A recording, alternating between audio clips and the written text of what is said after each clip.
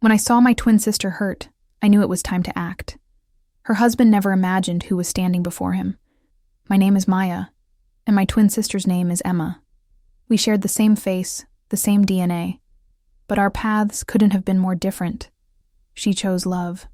I chose war. Z0.22.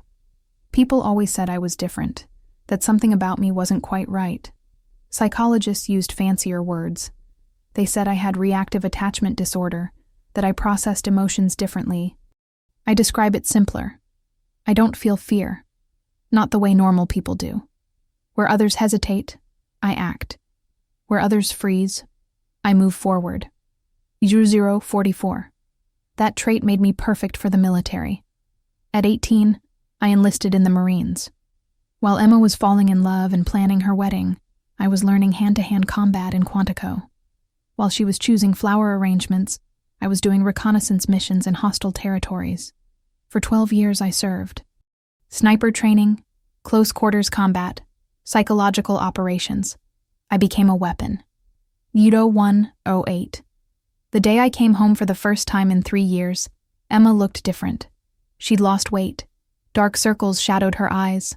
But she smiled when she saw me. That same sweet smile I remembered from childhood. Maya, you're home. She hugged me at the airport, and I felt her ribs through her sweater. Something was wrong. 131. I'd taken leave to spend 2 months with family. Mom and Dad had retired to Florida, leaving Emma here in Seattle with her husband, Derek Montgomery. I'd only met him once, at their wedding 6 years ago. He was charming then, with his perfectly styled hair and his finance job at a downtown firm. I hadn't liked him. Something about his handshake was too firm, his smile too calculated. 156. Emma had rented a small apartment for me near her house. Not with you? I asked. Derek, he likes his space. She explained quickly. And you're used to living alone after the military. It'll be more comfortable. I didn't push it. Not yet. But I filed that information away like I'd been trained to do. Detail 1. Husband doesn't want sister around. Joe 220. The first week, I settled in. I went to the gym every morning at 5. 12 years of military discipline don't just disappear. I'd wake up, run 10 miles, hit the weights, practice my shooting at the range. My body was a machine, honed by years of training. At 5'7" and 140 pounds of pure muscle, I looked exactly like Emma on the surface. But underneath, I was something else entirely. 246.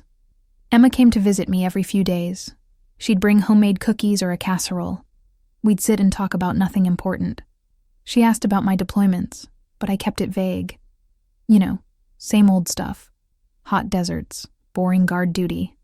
I didn't tell her about the firefights or the nights I'd spent staring at targets through a scope. She didn't need to know that version of me. 311. But I watched her. It's what I did best. Observe. I noticed how she jumped when her phone rang, how she'd check the time constantly, how she never stayed past 6 p.m. I have to make dinner, she'd say, gathering her things in a rush. Derek doesn't like when I'm late. Detail 2. Husband controls her time. 0336. On the 10th day, she wore a turtleneck, in August, in Seattle. The temperature was 75 degrees. Emma, I said carefully, aren't you hot?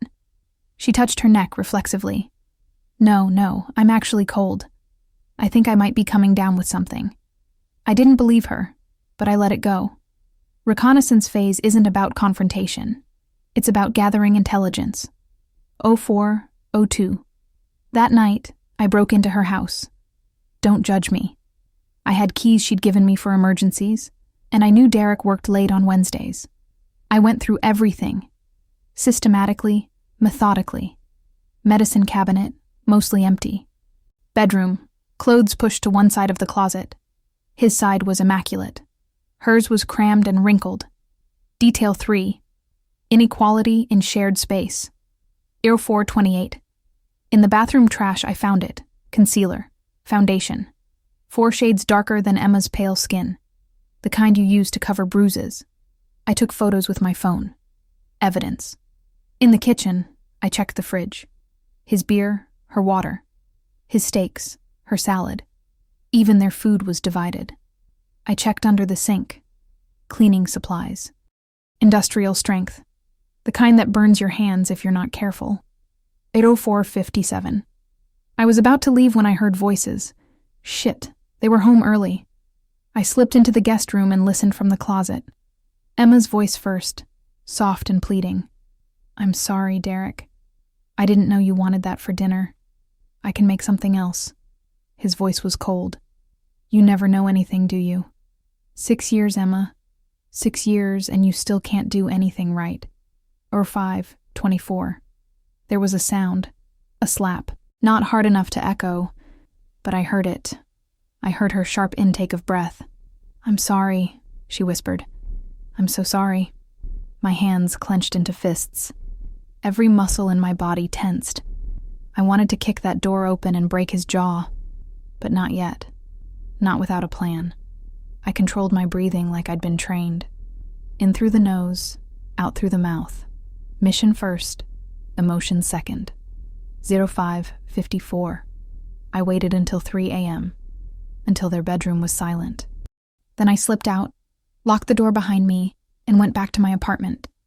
I didn't sleep. I sat in the dark and planned. Military operations require 3 things: intelligence, strategy, and execution. I had my intelligence now. Time for strategy. Or 6:19.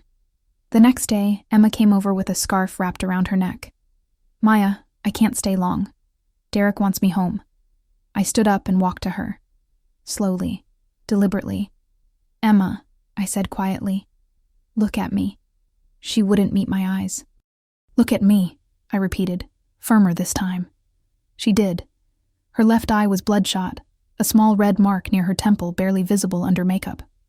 06:47. What happened? I asked. She touched her face. I bumped into the cabinet door. It was stupid. I wasn't watching where I was going. I tilted my head. Which cabinet? The one in the bathroom. Show me your hands. What? Show me your hands, Emma. She hesitated, then held them out. Her knuckles were scraped raw. 07:14. From the cabinet? I asked. She pulled her hands back. Maya, please. I don't want to talk about this. Then we won't talk. I walked to the kitchen and came back with a first aid kit. Sit down. I cleaned her hands in silence. The scrapes were defensive wounds. I'd seen enough combat to know. She'd put her hands up to protect her face. 07:43. When I was done, I held her hands in mine. Emma, I said, looking directly into her eyes, into my own eyes reflected back at me. You know what I did in the Marines? She nodded. You protected people. I protected people, I agreed, and I eliminated threats. I'm trained to do both. She started crying then. Quiet tears that just rolled down her cheeks without sound. 08:12. He wasn't always like this, she whispered. When we got married, he was so sweet. He brought me flowers. He called me beautiful. When did it change? I asked. She wiped her eyes. About 2 years ago. He got a new boss at work. Started working longer hours. Started drinking more. One night he came home and I'd forgotten to buy his favorite beer. He pushed me. Just once. I thought it was an accident. 08:42. But it wasn't. I finished for her. She shook her head. It got worse. He'd apologize after. Say he was stressed, that work was hard. That if I just did things right, he wouldn't get upset. So I tried, Maya. I really tried. I cooked better, cleaned more, wore what he liked. But nothing was ever enough. Last month she couldn't continue. 09:10. Last month what? Tell me. He threw a plate at me. It hit the wall next to my head. If I hadn't ducked, it would have hit me in the face. I felt that familiar coldness settling over me. The same feeling I got before a mission. Emotions locked away, logic engaged. Emma, I said calmly. Where is your phone? She pulled it out. I took it and opened the camera. Take off the scarf. 09:40. Maya? No. Take it off. I need to see. She unwrapped it slowly. Purple and yellow bruises circled her throat like a necklace. Fingerprints. His fingerprints. I took photos. Multiple angles. Good lighting. Evidence.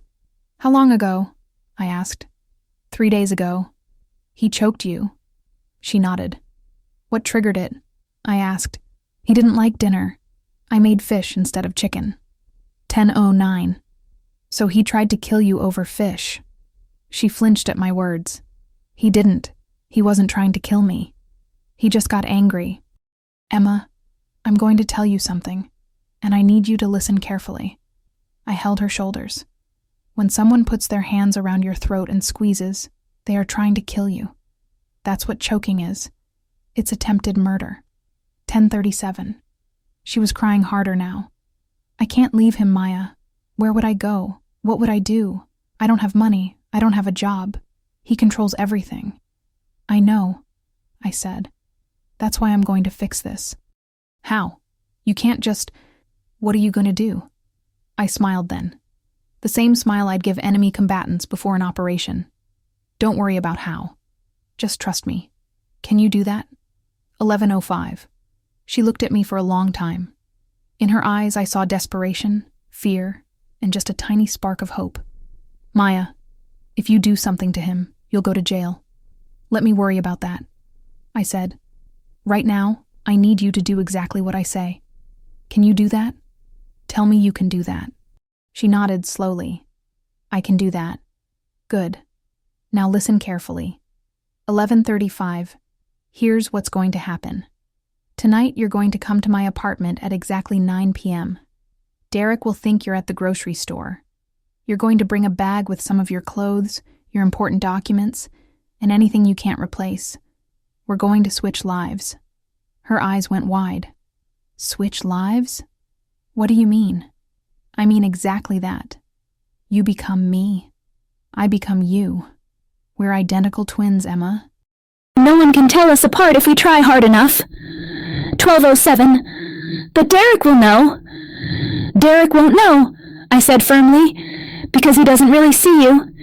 He sees a woman he can control. When I walk in that door, he'll see what he expects to see. And by the time he realizes something is different, it'll be too late. This is crazy. Maybe, I agreed. But it's also the only way. You can't leave him normally. He'll find you. He'll hurt you worse. But if I'm there instead of you, if he tries to hurt me, I'll end him. 12:40. You can't just hurt him, Maya. You'll ruin your life. I won't ruin anything, I said. I've spent 12 years learning how to handle dangerous situations. Derek Montgomery is just another target, and I know exactly how to neutralize him. Trust me. That night, Emma arrived at 9 p.m. exactly. She had a small duffel bag and her hands were shaking. I sat her down and we got to work. 13:10. First, the basics. I need to know everything. His schedule, his habits, his triggers. Talk. She told me Derek worked at Morrison Financial downtown. He left at 7 a.m. sharp, came home at 7 p.m. He drank 3 beers every night. He watched sports on weekends. He hated when she talked too much, hated when she made eye contact with other men, hated when she wore bright colors. He liked her in grays and blacks, submissive colors. 13:42. What does he do on Fridays? I asked. Fridays he goes out with his coworkers. Comes home drunk around midnight. That's when he's worst. He gets violent? She nodded. Last Friday he pushed me into the wall so hard I thought I broke my ribs. I didn't go to the doctor. He said if I did, he'd know, and it would be worse. Detail 47. Friday nights are high risk. 14:11. What about his family? I asked. His parents? His mother Barbara lives in Portland. She's not nice. She always says I'm not good enough for Derek, that I trapped him into marriage. She visits once a month and finds fault with everything I do. His father died 5 years ago. Heart attack. And siblings? One brother, Marcus. He's worse than Derek. He's been in jail twice for assault. 14:43. Marcus lives in Seattle. Does he visit often? Emma nodded. Every Sunday. They watch football together and drink. Marcus has hit on me before. Derek just laughed. Said I should take it as a compliment. I filed that away. The brother would be a problem. 2 targets instead of 1. What about friends? Does Derek have people who come over? A few guys from work. They're all the same. Loud, drunk, thinking they own the world. 15-15. I took notes. Written notes, not digital. Nothing that could be traced. Emma watched me. You're really going to do this? I looked up at her. Emma, in the military, when we identify a threat, we neutralize it. Derek is a threat. Not just to you, but potentially to any woman he encounters. Men like him don't stop. They escalate. If I don't stop him now, someday you'll end up in a hospital. Or worse. 1548. But the law, she started. The law doesn't protect women like you, I interrupted. You know how many reports have to be filed before police take domestic violence seriously. You know how many women die waiting for restraining orders to be enforced. I've seen it, Emma. I've seen it in war zones and I've seen it in suburban neighborhoods.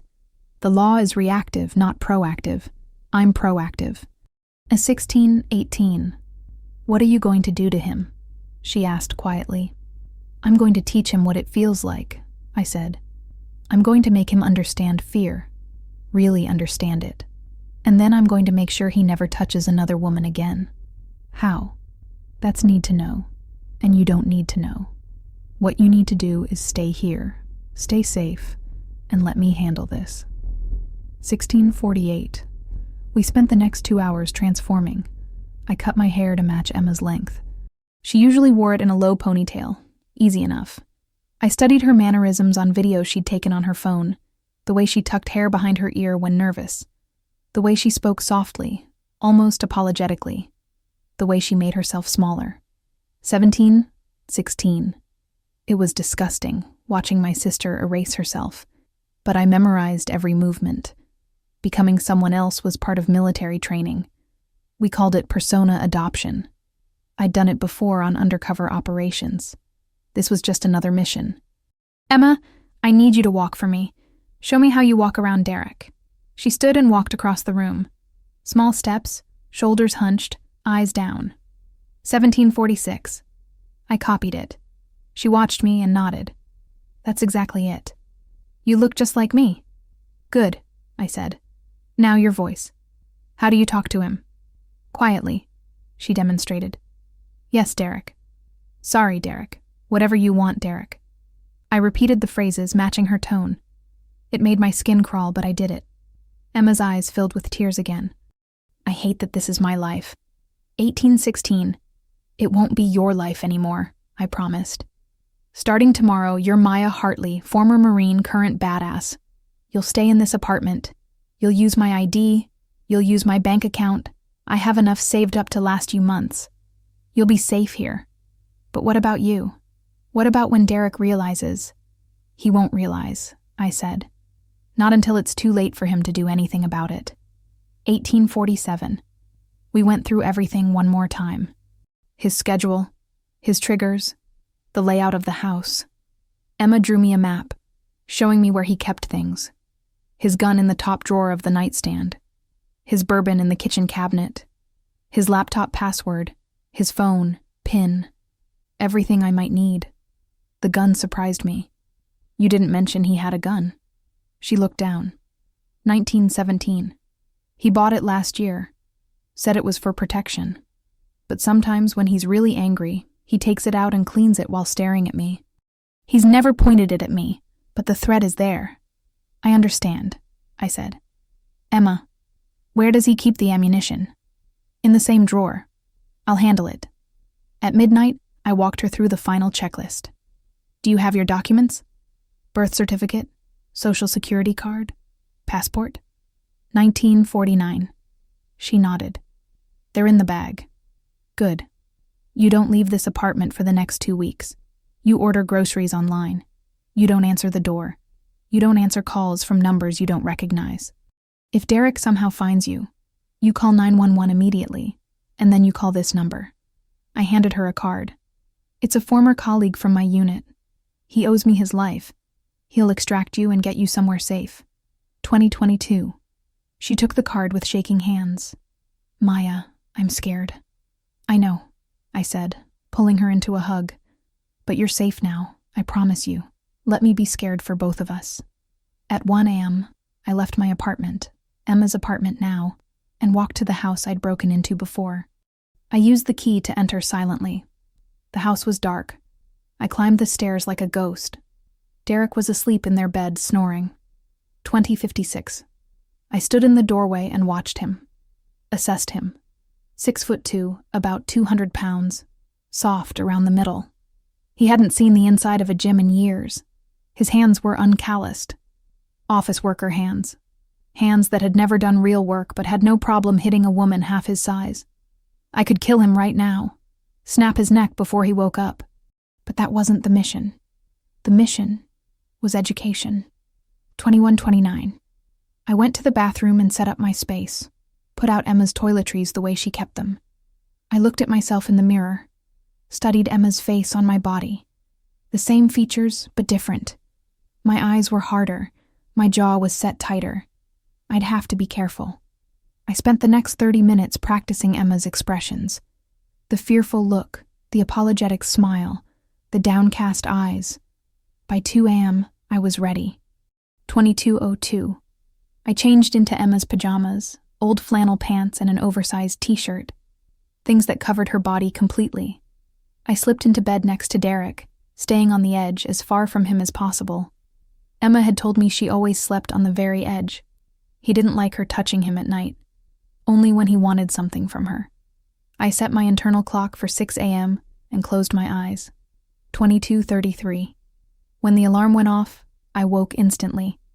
Military training. 0 to alert in 1 second.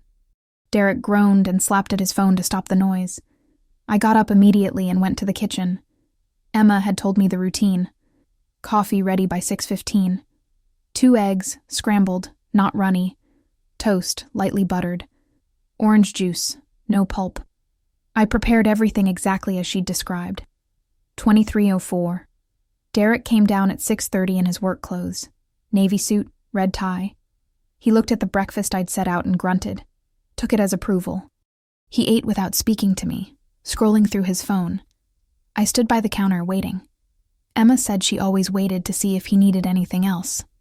When he finished, he pushed the plate toward me without looking up. "I'm working late tonight. Don't wait up." 23:36. "Yes, Derek," I said softly, using Emma's voice. He left without saying goodbye. I heard the front door close, his car start, the sound fade away. Then I moved. First the gun. I went upstairs and opened the nightstand. Glock 19, standard 9mm. I ejected the magazine, cleared the chamber, and field stripped it in 30 seconds. Muscle memory. I hid the firing pin in my pocket and reassembled it. 24:08. Now it was just an expensive paperweight. I put it back exactly as it was. Derek wouldn't notice until he tried to use it. Then I searched the house properly. In daylight, thoroughly. I found Emma's wedding ring in a dish by the sink. She'd told me Derek made her take it off when she did dishes. Said she'd ruin it. I found her makeup in the bathroom, the thick concealer for covering bruises. I found her clothes, pushed to the back of the closet, while his took up the front. 24:43. I found a locked drawer in his office. I picked it in 15 seconds. Inside, I found paperwork, financial statements. Derek earned $150,000 a year, but their joint account, Emma's account, had only $300 in it. His personal account had $78,000. He was financially abusing her too. I photographed everything. I also found a folder labeled prenup. I opened it. 25:16. The prenuptial agreement stated that if Emma left him, she got nothing. If he left her, she got nothing. The only way she'd get anything was if he died and she was his widow. I smiled coldly. Interesting. At 10 a.m., I called Emma from her phone. "How are you?" I asked. "Safe," she said. "Are you okay? Did he hurt you?" "No," I said. He barely looked at me. "I'm going through the house. Emma, he has a prenup that gives you nothing." 25:51. "I know. she said quietly. His lawyer did it. I didn't have a lawyer. I just signed it because he said if I loved him, I'd trust him. That's financial abuse, I said, along with physical and emotional. I'm documenting everything. Why? What are you planning? I'm building a case, I said. Not for court. For leverage. Don't worry about the details. Just stay put and stay safe. 26/19. I spent the day cleaning the house, which was already clean, and cooking dinner. Emma said Derek liked pot roast on Mondays. I made pot roast. At 7 p.m. exactly, his car pulled into the driveway. I positioned myself in the kitchen, back to the door, stirring something on the stove. I heard him enter. Heard his briefcase hit the floor. Heard his footsteps. 26:49. Emma, he called. Dinner ready? Almost, I called back softly, not turning around. He came into the kitchen. I felt him behind me, smelled his cologne mixed with the staleness of the office. What's for dinner? Pot roast, I said. He grunted. Better be good. Last time it was too dry. I turned around slowly and looked at him for the first time today. Really looked at him. Derek Montgomery. Average face, thinning hair, weak chin. He looked soft, entitled. A man who'd never been challenged in his life. 27-25. What are you staring at? He snapped. Nothing, I said quickly, dropping my gaze. Sorry. He grabbed a beer from the fridge and went to the living room. I heard the TV turn on, sports commentary. I finished dinner and set the table, called him to eat. He sat down and took a bite, chewed, swallowed. This is terrible. What did you do to it? I made it the same way I always do, I said carefully. 27:57. Well, it's bad. He shoved the plate away. Make something else. I fought the urge to shove that plate into his face. Instead, I picked it up. What would you like instead? He stood up abruptly. Forget it. I'll order pizza. You can't do anything right. He pulled out his phone. And Emma? Clean this mess up. You're worthless. He walked away. I stood there holding the plate. 28:28. Worthless. He'd just called my sister worthless. For pot roast that was actually pretty good, I'd tasted it. This man, this pathetic excuse for a human being, had spent 6 years breaking down the most gentle soul I knew, calling her worthless, making her believe it. My hands clenched around the plate. Not yet, I reminded myself. Not yet. The pizza arrived at 8:30. Derek ate it in front of the TV, didn't offer me any. I didn't care. I wasn't hungry. 29:03. At 10 p.m., he turned off the TV. I'm going to bed, he announced. Clean up the kitchen. I nodded. He climbed the stairs. I waited until I heard the bedroom door close. Then I did clean the kitchen. Spotless. Because Emma would have. Then I went upstairs. Derek was already in bed on his phone. I went to the bathroom, changed into the flannel pajamas, and got into bed. Stayed on my edge. 29:36. An hour passed. Derek set his phone down, rolled over. I felt his hand on my waist. I went rigid. Emma? His voice had changed. Softer. Calculated. Turn around. I didn't move. Emma, turn around. It wasn't a request. I turned over slowly. He was looking at me in the dark. Come here, he said. I didn't move fast enough. 30:06. He grabbed my arm and pulled me closer roughly. I let him. Let him think I was Emma, submissive and afraid. His hand went to my hair, tangling in it. You know I love you, right? He said. Even when you mess up dinner. I do it because I love you. I didn't respond. Emma told me she'd learned not to respond. Any word could be the wrong word. His hand tightened in my hair, yanked my head back. I said, You know I love you. Say you know. 30:41. I know, I whispered. Derek's other hand grabbed my throat. Not squeezing, not yet. Just resting there. A threat. A reminder of what he could do. Good. Remember that. I love you. But you have to do better. Be better. For me. For us. His hand squeezed slightly. Do you understand? Yes. I managed. Good girl. He released me and rolled over. back to me. Go to sleep. Monty 13. I lay there in the dark, heart pounding, not from fear, from rage, pure white-hot rage. He'd touched me, put his hands in my hair, on my throat, in that proprietary way. Like Emma, was property, an object he owned. I wanted to roll over and put him in a chokehold. Wanted to feel him struggle and gasp. Wanted to whisper in his ear, "This is what you did to her. This is what fear feels like." 3148. But not yet. I needed more. More evidence. More understanding of his patterns. More proof of what he was. I set my internal alarm for 3 a.m. When it went off, I slipped out of bed and went downstairs. I opened his laptop. The password Emma had given me worked. I went through his emails. Found messages to his coworkers. Crude jokes about women. Comments about Emma being a ball and chain. Messages to someone named Tyler. Bros before hoes, man. I'm only staying for the prenup. When I'm ready, I'll trade up. 32 Wayne. 28. Trade up. Like Emma was a used car. I screenshot everything and emailed it to a secure account I'd set up. Then I went through his browsing history. Deleted search queries about how to hide assets in a divorce. About how much force was legally assault. About strangulation and whether it left evidence. He'd been researching. Planning. This wasn't just casual abuse. This was premeditated. 33 Daan. I took photos of everything with Emma's phone. Then I cleared my tracks and went back to bed. Derek never stirred. Day 2. Same routine. Coffee and breakfast. Silent departure. I spent the day going through more of his things. Found a burner phone in his gym bag. Went through it. Text messages to a number saved as J. Meeting today. Usual place. Don't text this number. The timestamp was from yesterday. 33:36. Derek was cheating. Of course he was. I went through more messages. Dozens to J explicit messages. Photos. This had been going on for 8 months. I documented all of it. This was leverage, not just abuse but infidelity. The prenup might not hold if I could prove adultery.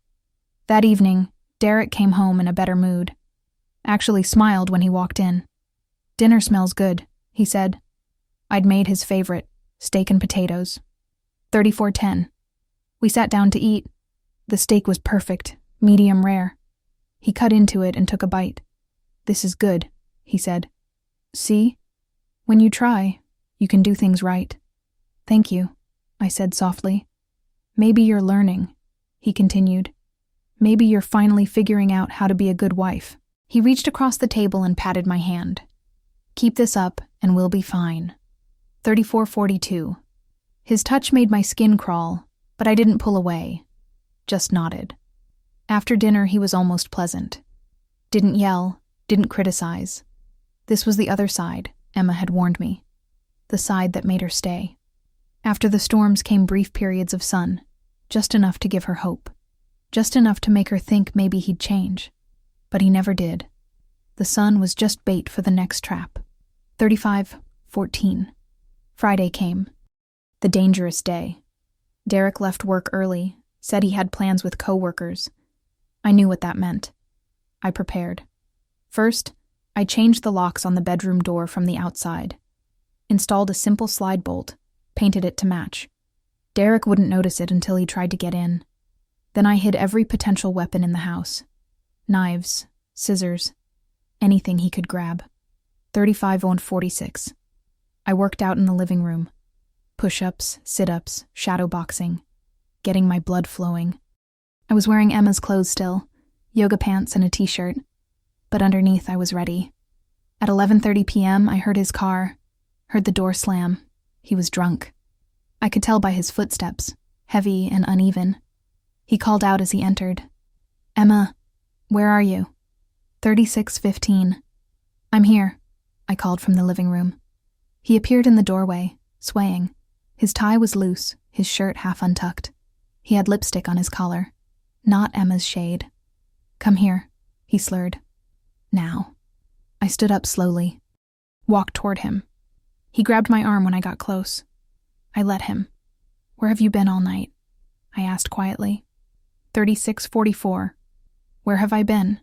He laughed. That's none of your business. I'm the man of this house. I go where I want. The smell of alcohol and perfume rolled off him. You were with her, I said. With who? With whoever wears that lipstick on your collar. His face changed, went from drunk and loose to angry and tight. You calling me a cheater? 37:14. I'm just saying, I started. His hand came up fast, aimed at my face, but I was faster. I caught his wrist mid-swing, stopped it dead. Derek's eyes widened in shock. He tried to pull free, but I held firm. Let go, he growled. Let go of me right now. Or what? I asked, my voice different now. Not Emma's soft tone. My voice, hard, cold. What are you going to do, Derek? 37:47. What? He stammered. Emma, let go. I'm not Emma. I twisted his wrist slightly. He yelped in pain. I'm Maya, Emma's sister, the one you met once and forgot about. The Marine. Remember me? His face went white. Where's Emma? Far away from you. Safe. You, get out of my house. 38:16. Your house? I twisted harder, brought him to his knees. This house is half Emma's. She helped pay for it. She cleaned it. She lived in it while you terrorized her. And now it's time you learned what terror really feels like. I let go of his wrist and he scrambled backward. Tried to stand up, but he was drunk and off balance. Get out. I'm calling the cops. You do that, I said, pulling out Emma's phone. And I'll show them these. 38:50. I held up the phone with photos of Emma's bruises, the financial documents, the prenup, his text messages to Jay. I'll show them everything. Every mark you left on her. Every dollar you stole. Every mistress you texted. How do you think that'll go for you, Derek? He stared at the phone, then at me. You're bluffing. Try me. I took a step toward him. I spent 12 years learning how to destroy people like you. 39:22. I know 100 ways to hurt you without leaving a mark. I know how to make you disappear without a trace. I know how to ruin your life so completely that you'll beg me to just kill you instead. Which would you prefer? He tried to run, scrambled to his feet and ran for the front door. I let him get there, let him grab the handle. Then I spoke. The door's locked, Derek. Dead-bolted from the inside. And I have the key. 39:56. He spun around. Let me out. You're crazy. Just like Emma said you were. Oh, you talked about me. What did you say? That you were unstable, violent, that Emma was scared of you. I laughed. Funny, because Emma was actually scared of you. So scared she shook every time your car pulled in the driveway. So scared she wore turtlenecks in summer to hide the bruises. So scared she became a ghost in her own life. 40:30. I didn't, he started. Don't lie to me. My voice cracked like a whip. He flinched. I've seen the evidence. I've documented everything. Photographs, videos, financial records, text messages. I have enough to bury you in both criminal and civil court. But that's not what I'm going to do. Then what do you want? Money? I'll give you money. Just let me go. I don't want your money, I said. I want you to feel what Emma felt. 41:06. I moved toward him. He pressed against the door. Stay back. Stay away from me. Every step I took, every word I spoke was calculated. This wasn't about revenge. It was about justice, about making him understand the fear he'd caused, understand the power imbalance he'd created.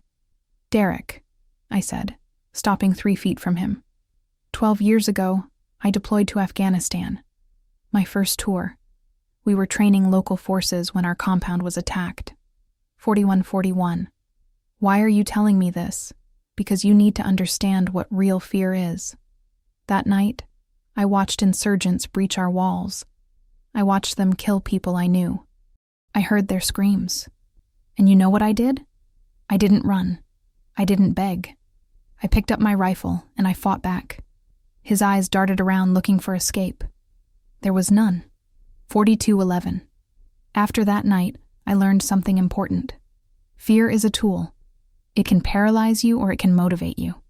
Emma's fear paralyzed her. Your fear is going to motivate you. Motivate me to what?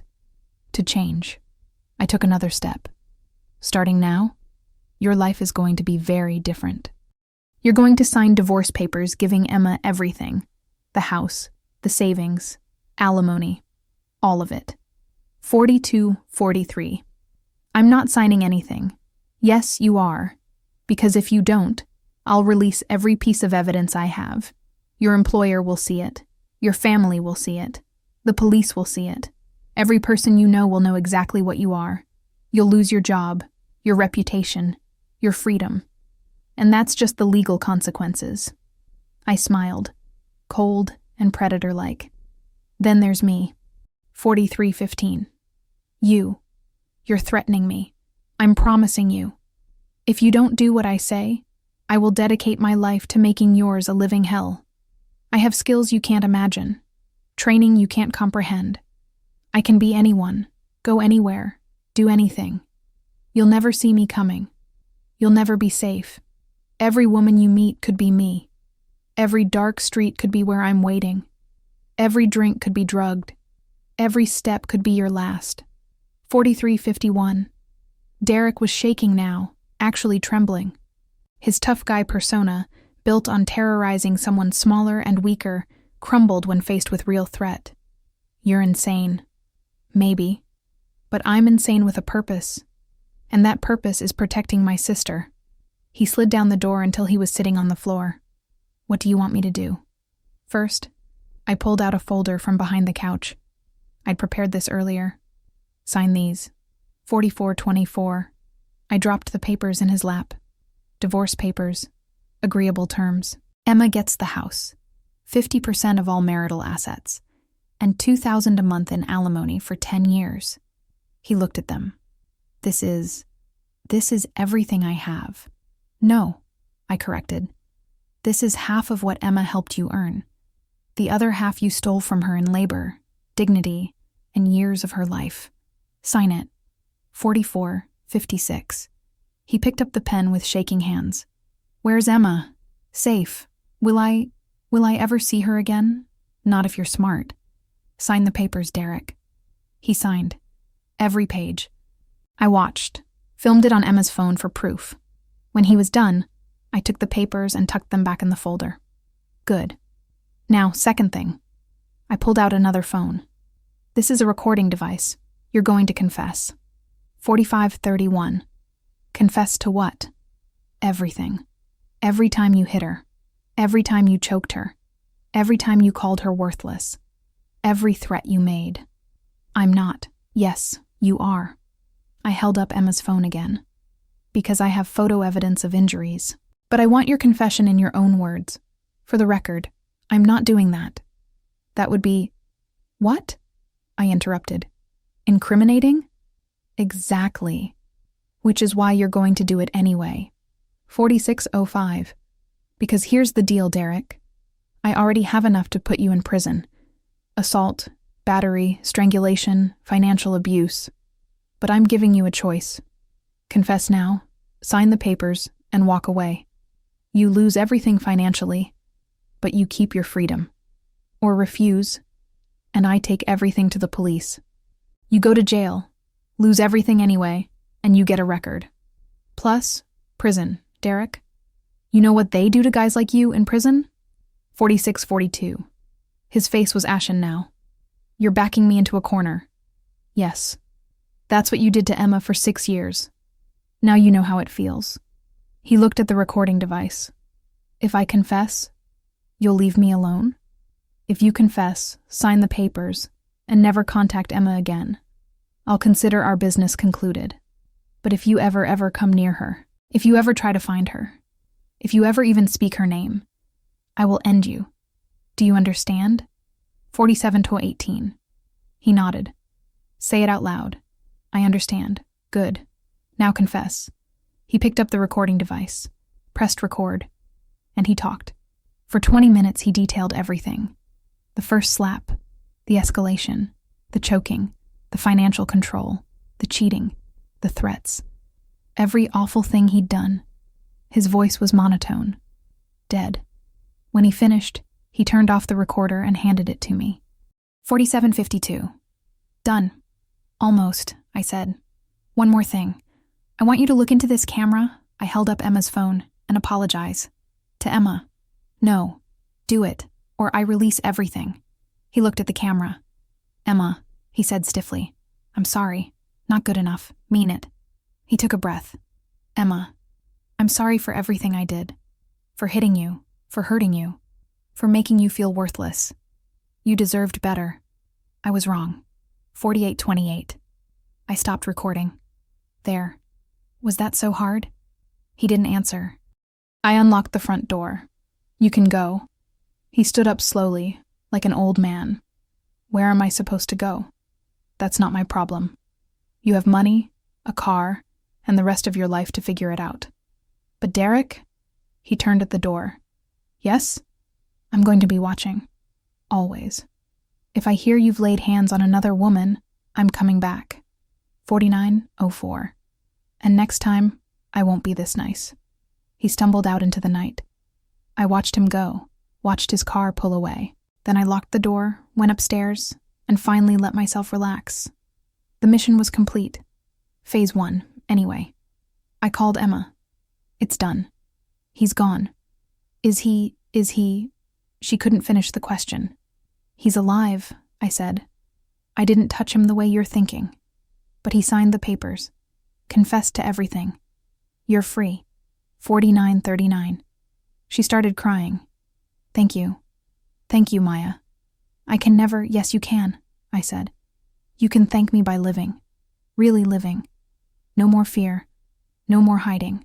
You hear me? I hear you. The next morning, I filed the divorce papers at the courthouse. Express processing.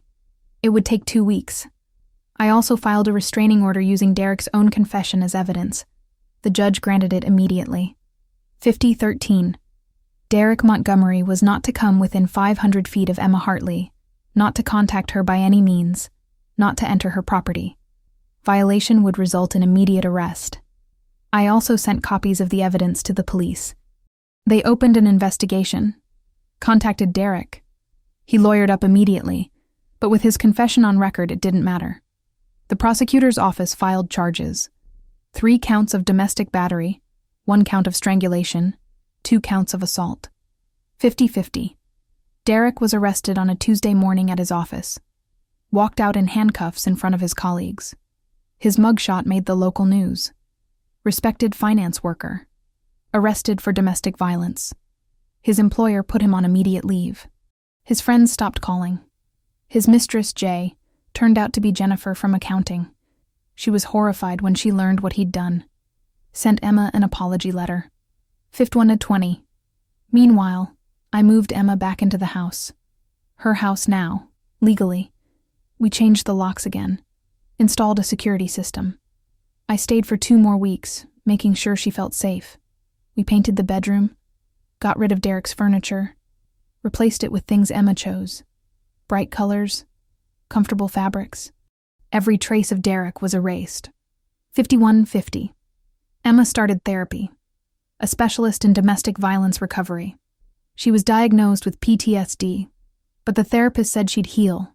She was strong, stronger than she knew. I'd known that all along. I also made Emma start taking self-defense classes. She protested at first. Maya, I'm not like you. I can't fight. You don't have to be like me, I said. But you need to know you can protect yourself, that you have power over your own body. 52:23. She agreed. Within a month, she'd learned basic strikes, how to escape from holds, how to use her voice as a weapon. I watched her transform, not into me, but into a stronger version of herself. The trial happened 6 months later. Derek pleaded guilty to avoid worse charges. He was sentenced to 18 months in county jail, 3 years probation, mandatory counseling, and he had to pay Emma's legal fees. 52:57. The divorce was finalized while he was in jail. Emma got everything the papers specified. The house, the savings, the alimony. Derek lost his job, his reputation, his freedom. When he got out, he'd be a convicted domestic abuser. Good luck dating with that record. I flew back to Seattle for the sentencing, sat in the courtroom next to Emma. Derek was led in wearing an orange jumpsuit and handcuffs. 53:30. He looked smaller somehow. Defeated. His lawyer tried to argue for leniency. My client has shown remorse. He's a first-time offender. He's seeking help. The judge, a woman in her 60s, wasn't having it. The judge, a woman in her 60s, wasn't having it. "Mr. Montgomery," she said sternly, "you systematically abused your wife for 6 years. You strangled her, leaving her in fear for her life. You controlled her financially, emotionally, and physically. The court finds your behavior reprehensible and unworthy of leniency." 54:08. Derek's shoulders slumped. The bailiff led him away. He glanced back once, saw Emma. She looked him right in the eye. Didn't flinch. Didn't look away. He was the one who dropped his gaze. Outside the courthouse, Emma hugged me. "It's really over," she said. "It's really over." I hugged her back. "Yes. Now go live." 54:38. A year later, I visited Emma again. She'd transformed her life completely. She'd gone back to school, studying social work. Wanted to help other abuse survivors. She'd made friends. Real friends who valued her. She was dating someone new. A kind man who treated her with respect. They took things slow. Emma was in no rush. She'd learned that love shouldn't hurt. 55:07. The house looked different too. She'd renovated, made it truly hers. A garden in the back, art on the walls, light everywhere. No dark corners where fear could hide. We sat on her back porch drinking coffee. "You saved my life," she said. "No," I corrected. "I gave you the space to save yourself. You did the hard work of healing." She smiled. "I couldn't have done it without you." 55:40. That's what family is for. She was quiet for a moment. "Do you ever think about Derek? Where he is?" "Sometimes," I admitted. I checked. He's living in a studio apartment across town. Lost his finance job. Works at a call center now. Goes to his mandated counseling. Keeps his head down." "Good," she said. "He should. Do you think he's changed?" "People like Derek don't change who they are," I said. "But they can change what they do." 56:14. The fear of consequences keeps them in line. If he's smart, he learned his lesson. "And if he's not? If I hear about him hurting anyone else, I'll know. And I'll handle it." Emma squeezed my hand. "I hope you never have to." "Me too. But I made a promise. Not just to you, but to every woman who's ever been in your situation. I won't let men like Derek win." 56:46. We sat in comfortable silence, watching the sun set over her garden. Two sisters, identical on the outside, different on the inside, but bound by love. Emma had shown me that gentleness wasn't weakness, and I'd shown her that strength could be protective, not destructive. Together, we were complete. 6 months after that visit, I got a call from Emma. "Maya," she sounded excited. "Guess what?" "What?" "I'm getting married." 57:19. I felt a moment of panic. "Already? You sure?" She laughed. "Yes, I'm sure. I know it seems fast, but James is nothing like Derek. He's patient. He's kind. He makes me feel safe. And Maya, he knows everything. About Derek, about what happened. And he still loves me." "That's good," I said, relaxing. "That's really good. Will you be my maid of honor?" "Obviously." 57:50. The wedding was small. Close friends and family only.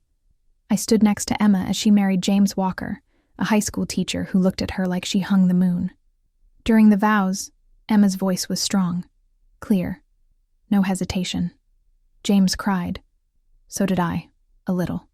When the officiant said, "You may kiss the bride," James leaned in gently, asked permission with his eyes.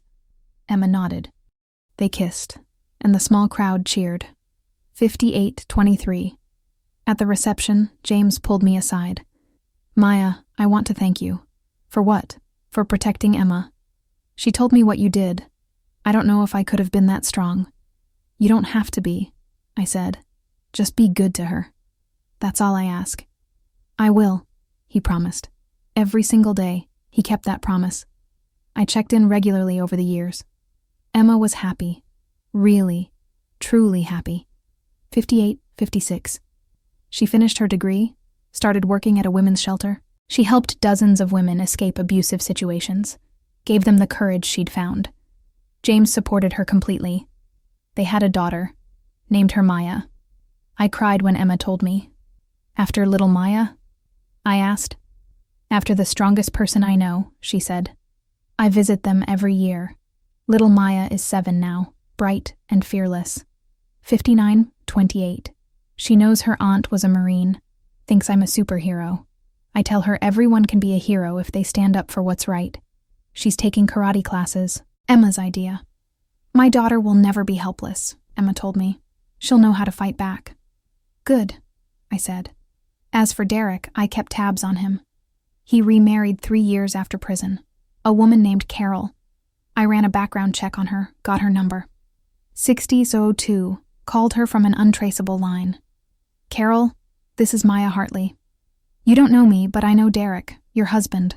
Who is this? How did you get this number? Listen carefully. Derek has a history. He was convicted of domestic violence against his first wife. He spent time in jail. I'm calling because you deserve to know who you married. There was silence. Then, I know. 6034. You know, Derek told me. About his past. About what he did. He was honest. He's changed. I wasn't convinced. Carol, if he ever raises a hand to you, you call me. She gave a sad laugh.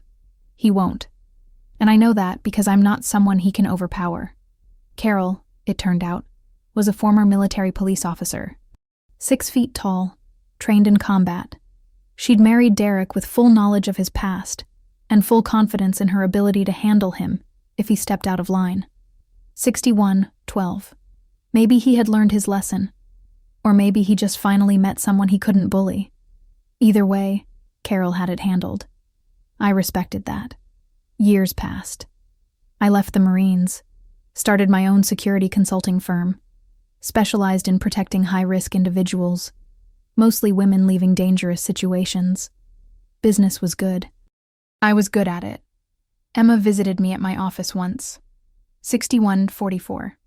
You really made this your life's work, she said, looking at photos on my wall, cases I'd handled, women I'd helped. Someone has to, I said, and I have the skills. I'm just putting them to use. She hugged me. I'm proud of you. I'm proud of us, I corrected. You help people heal. I help people escape. We're a team. We are, she agreed. 62-13. Looking back, I don't regret what I did. Not for a second. Some people say I went too far, that I should have just called the police from the start. But I know how that story ends. Police take a report, maybe issue a restraining order. Derek violates it. Police take another report. Meanwhile, Emma is still in danger, still trapped. The system isn't built to protect women like Emma. It's reactive, not proactive. 62-49. By the time it acts, it's often too late. I wasn't willing to wait for too late. I acted. I used my training, my skills, my willingness to do what others wouldn't. I became the thing Derek feared more than law, more than consequences. I became the reckoning. And it worked. Emma is safe, happy, thriving. Her daughter will never know the fear she once lived with. 63-21. That's worth everything. If you've listened to this story and you're in a situation like Emma's, please hear me. You are not alone. You are not worthless. You are not trapped, even when it feels like you are. There are people who will help you. Domestic violence hotlines, shelters, lawyers who work pro bono. Reach out. And if you have someone like Emma in your life, someone you suspect is being hurt, don't look away. 63-57. Ask questions. Offer help. Be persistent. Sometimes the gentlest souls need the fiercest protectors. Be that protector. As for me, I'll keep doing what I do. Helping. Protecting. Making sure people like Derek face consequences. Because in a world where justice doesn't always come from a courtroom, sometimes it comes from a twin sister who refused to let her other half suffer alone. 64:30. Emma and I still look identical. Same face, same features. But we're different in the ways that matter. She's the light, I'm the shield. She heals, I defend. Together, we're proof that love between sisters can be the strongest force in the world. Strong enough to break chains. Strong enough to change lives. Strong enough to make monsters fear. 65:01. So yes, when I saw my twin sister hurt, I knew it was time to act. Her husband never imagined who was standing before him. He thought he was facing Emma, the woman he'd broken down over 6 years.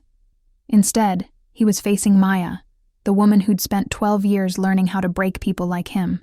He never stood a chance. And that's exactly how it should have been. 65:35. You know, people often ask me if I ever feel guilty. If I ever think I went too far with Derek. If I ever worry that I crossed a line. The answer is simple. No, not even a little bit. Because here's what people don't understand about abuse. It's not just physical. It's not just the bruises and the broken bones. It's the systematic destruction of another human being's soul. 66:07. Emma wasn't just hurt. She was being erased. Every day, Derek took a little more of her away. Her confidence, her joy, her sense of self-worth. By the time I stepped in, she barely existed. She was a shadow moving through a life that wasn't really living. So no, I don't feel guilty. I feel proud. Proud that I had the skills to help her. Proud that I had the courage to act. Proud that I refused to let my sister become another statistic.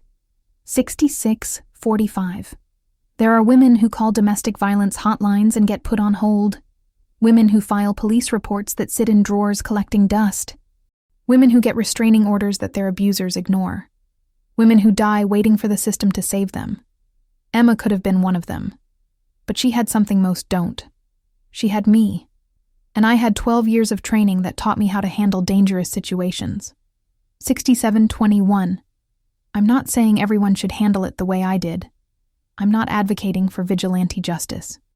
But I am saying that when the system fails, when the law moves too slowly, when danger is immediate, sometimes you have to take matters into your own hands.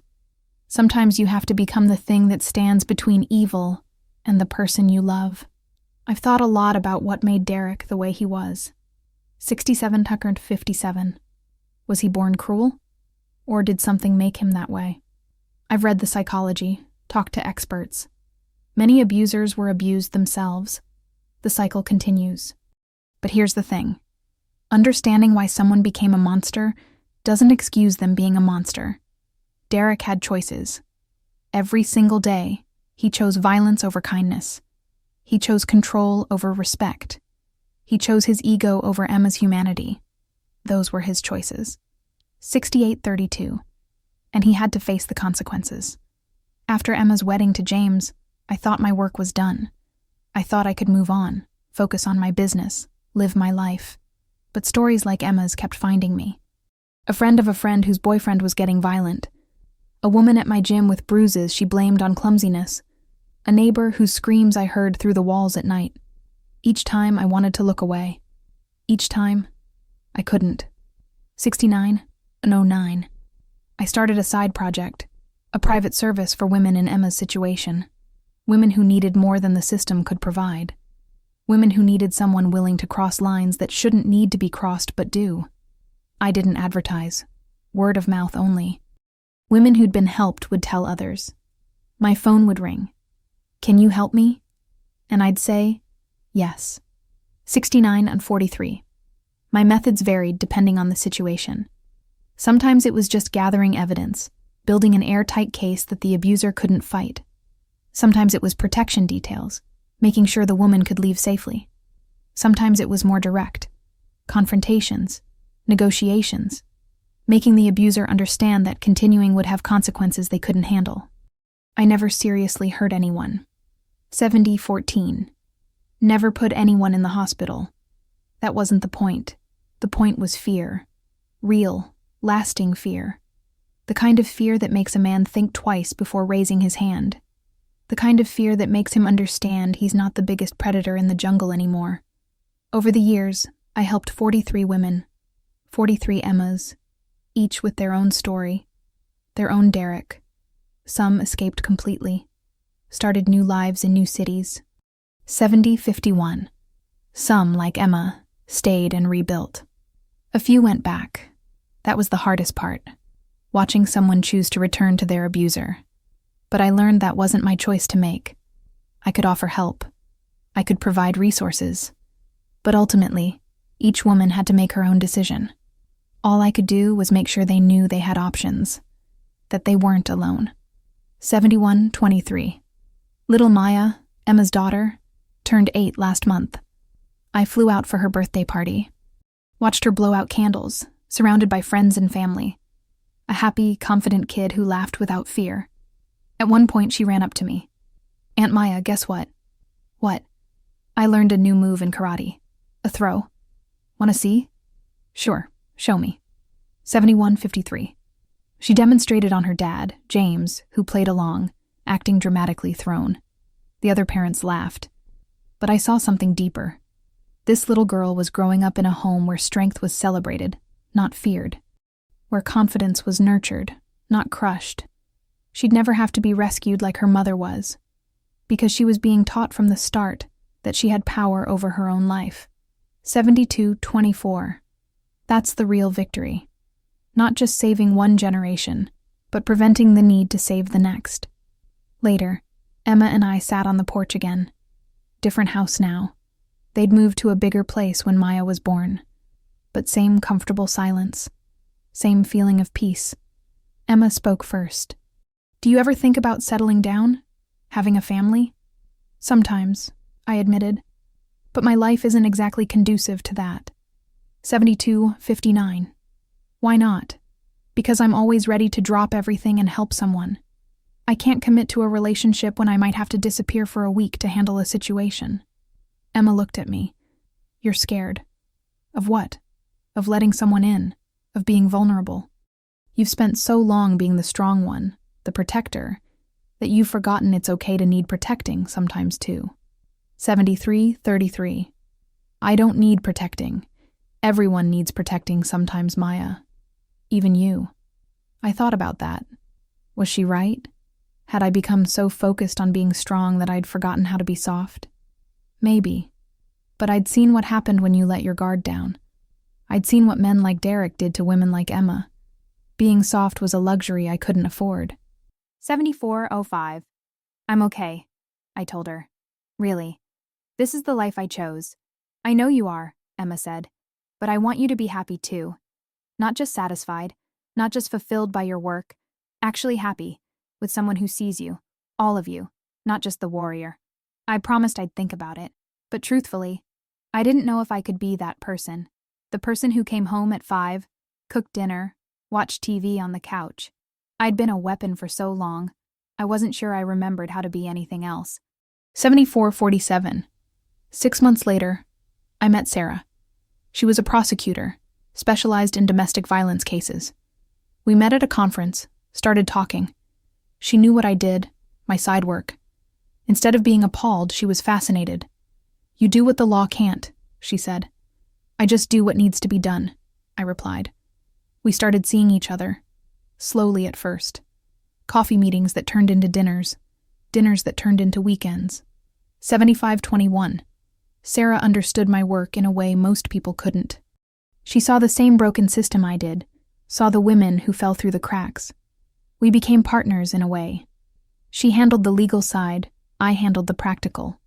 Together, we helped more women than either of us could have alone. 1 year became 2, then 5. Sarah moved into my place. Then we bought a house together. 75-53. I was happy, really happy. Emma had been right. I did need someone who saw all of me. Sarah saw the warrior and loved her. But she also saw the woman underneath, the one who was tired of fighting, the one who wanted peace. We talked about getting married, maybe having kids. I never thought I'd want that, but with Sarah, I did. I wanted to build something permanent, something good. 76-26. Then I got a call. A woman named Rachel. She'd heard about me through a friend. Her situation was bad, really bad. Her husband was escalating. She had 2 young kids. She was terrified. "Can you help me?" she asked. "When?" "I need to think about it," I said. "I'll call you back." I hung up and looked at Sarah. She'd heard the whole conversation. 77. "You're going to help her," she said. It wasn't a question. "I don't know," I admitted. "Maybe it's time I stepped back. Let someone else handle these cases." Sarah walked over and took my hands. "Maya, you can't stop being who you are. And who you are is someone who protects people. It's in your DNA." "I know," I said. "But I'm tired, Sarah. I'm tired of fighting." "I know you are. But that woman needs you. Her kids need you." 7740. "So go, help them, and then come home to me. I'll be here." I helped Rachel. It took 3 weeks. Her husband was dangerous, a former cop with connections. But I was better.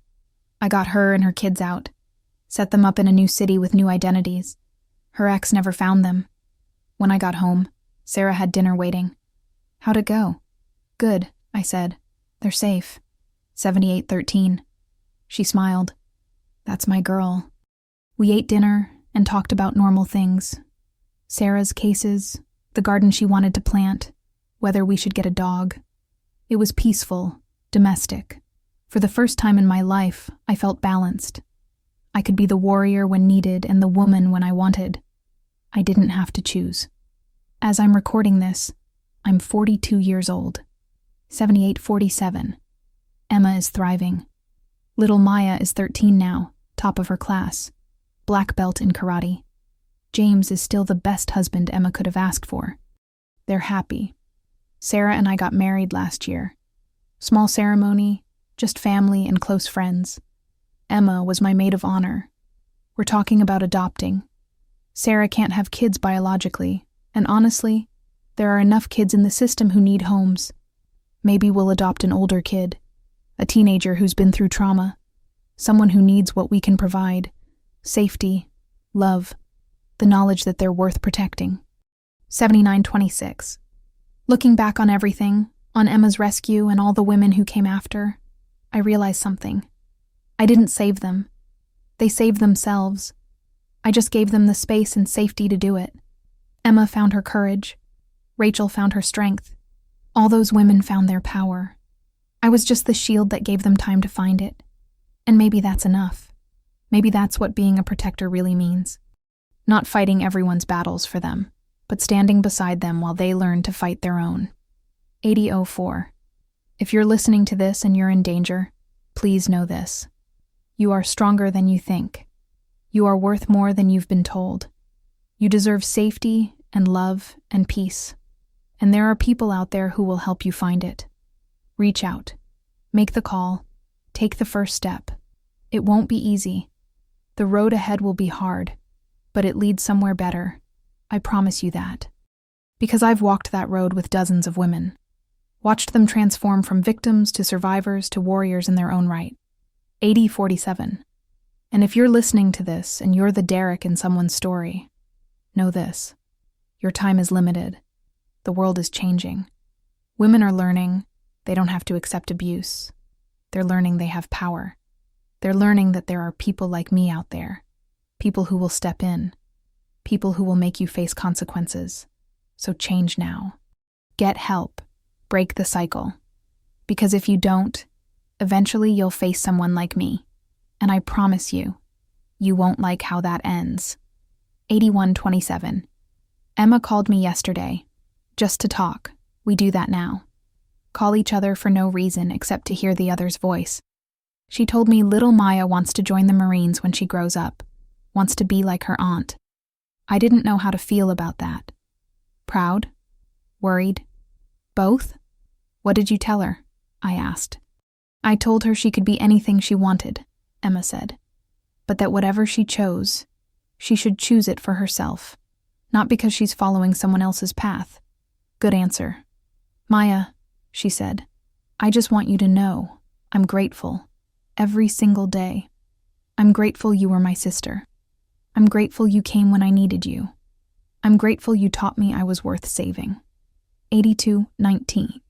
You were always worth saving, I told her. I just reminded you. We talked for an hour about nothing and everything. When we hung up, I sat in my quiet house and felt content. Complete. I'd spent my life learning how to be a weapon. But Emma taught me how to be a sister. Sarah taught me how to be a partner. Together, they taught me how to be fully human. Strong and soft, fierce and gentle, warrior and woman. 8257. That's my story. That's Emma's story. That's the story of what happens when love refuses to let evil win. When a sister looks at her twin and says, "Not you. Not on my watch." When training meets purpose. When strength protects instead of destroys. I won't say it all ended happily ever after. Life isn't a fairy tale. There are still hard days.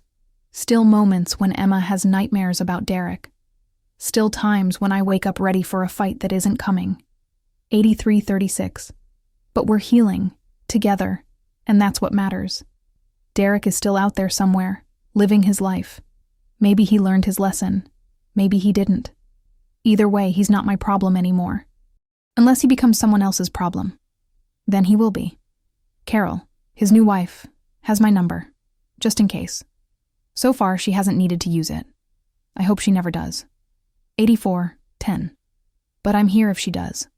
I'm always here. Because that's who I am. That's who I'll always be. The woman who steps in when others step back. The sister who refused to let her twins suffer alone. The warrior who learned that the strongest battles aren't fought with fists, but with love. And if this story resonated with you, if you've been through something similar or know someone who has, please share it. Let other people know they're not alone. Let them know there are options, resources, people who will help. 8454. Give this video a thumbs up if you agree that no one deserves to live in fear. And drop a comment letting me know where you're listening from and what time it is there. I'm curious how far this story travels. If you want to support me and the work I do, there's a donation link below. Every bit helps me continue this mission. For more stories like this, check out my channel and subscribe. I've got 2 more videos on screen now that I think you'll love. Click one and dive in. Thank you for listening. Thank you for your time. And thank you for caring enough to hear this story. Love to all of you. Stay strong, stay safe. And remember, you're never as alone as you think you are.